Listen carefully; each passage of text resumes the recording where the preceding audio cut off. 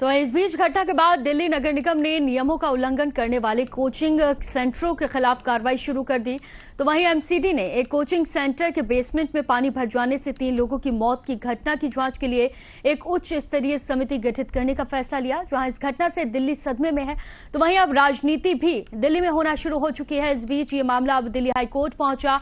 इस दुखद घटना के मद्देनजर दिल्ली हाईकोर्ट में एक याचिका दायर की गई। याचिका में दिल्ली नगर निगम को भविष्य में इस तरह की घटनाओं को रोकने के लिए तत्काल उपाय लागू करने के निर्देश देने की मांग की गई। जानकारी के अनुसार और साथ ही ज्यादा जानकारी साझा की है दिल्ली से हमारे साथी कुलिशा ने।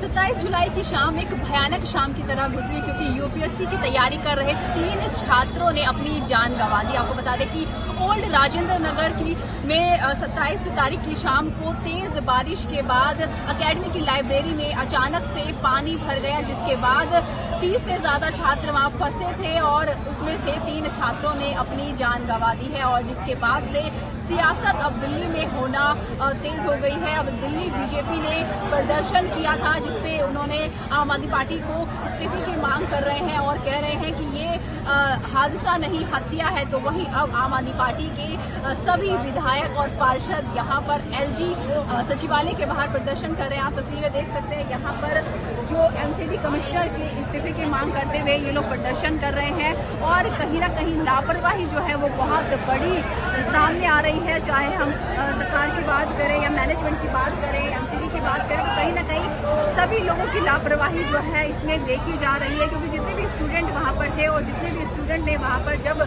बताए हालात के बारे में बताया, तो उनका ये कहना है कि जब भी बरसात आती है, जब भी मानसून शुरू होता है, तो इस तरह एकेडमी की जो लाइब्रेरी है वहाँ पर पानी भरना शुरू हो जाता है। लेकिन एक्शन पहले नहीं लिया जाता है, एक्शन हादसे के बाद लिया जाता है। और आपको बता दें कि दिल्ली एमसीडी ने एक्शन ले भी लिया है। एकेडमी के बाहर जो एक्स्ट्रा फुटपाथ बने हुए हैं वहां पर बुलडोजर चलाया जा रहा है। लेकिन अब देखना ये होगा कि क्या उन छात्रों को इंसाफ मिलेगा या इसी तरह से जो आगे जो छात्र हैं जो पढ़ाई करने के लिए आते रहे हैं इसी तरह अपनी जान गंवाते रहेंगे।